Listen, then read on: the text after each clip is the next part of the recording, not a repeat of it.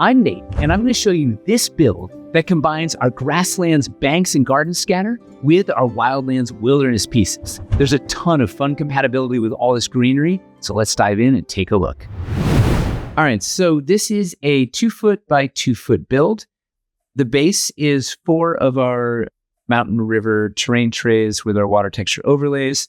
I realized in retrospect it would have been a lot easier just to use our 24 by 24 mountain lake texture map. It's basically the same thing, but it would have been faster and easier. But here they are. You can kind of interchange terrain trays and water texture mats in this case. The goal here was to showcase the Grasslands Banks and new garden scatter pieces with our rest of our wilderness line. The story is it's either a Feywild crossing, right? Perhaps you dive into the Feywild Spring and you pop up, you'll be in the Feywild, or maybe it is it's a sort of a nexus of magic where there's a lot of life magic is flowing out, making this lush green area. The idea was some of these sort of the deep, dark woods, and here is this lush, vibrant place of life and magic. Ideally, we're trying to make the center pop and be very colorful and vibrant compared to the edges and sort of the dark forest that you could describe.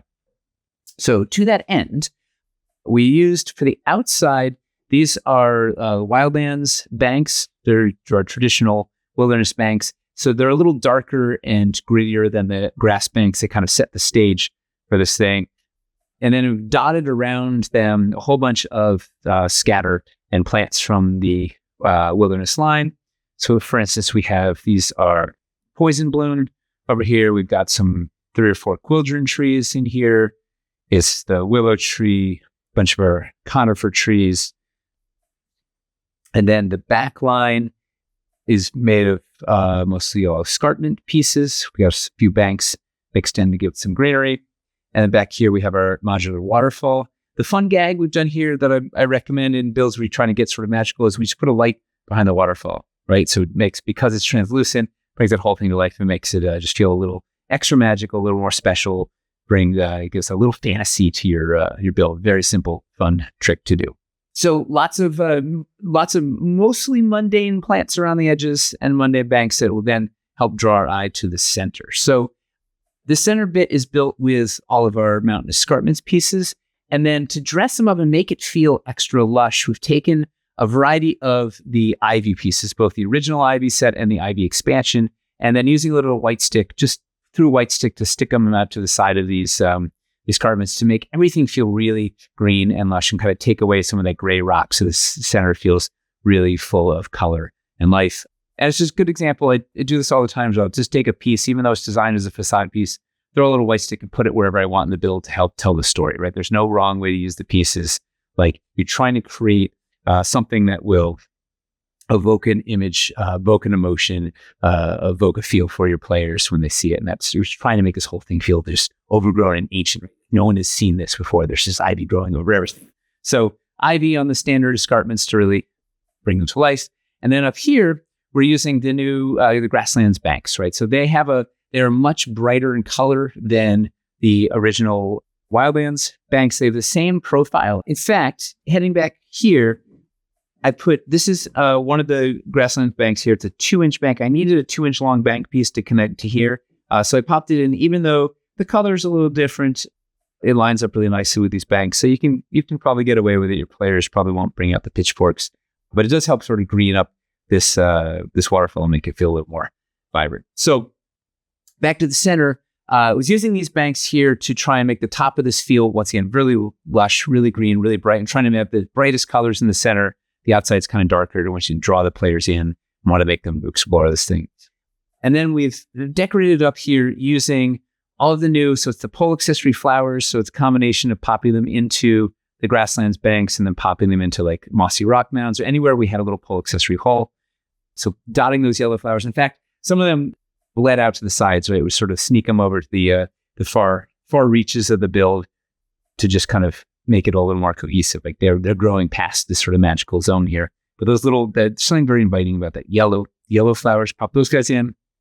We've got the shrubberies everywhere, even on the Fey Wellspring piece here. One of my favorite ones is over on the back here. We put this on. This is the stepped escarpment end cap. It's got that really nice flat spot. This fits perfectly there. Once again, it helps green up that that otherwise kind of drab gray escarpment piece.